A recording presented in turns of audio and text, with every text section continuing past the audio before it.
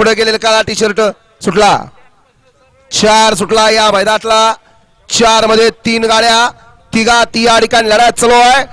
कोण होणार या ठिकाणी सीमीला पात्र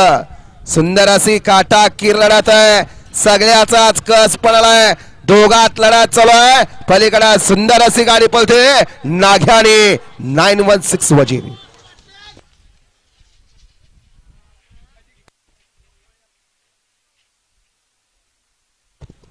तासात नालेली आभारनं पाठीमाग 5 वळाय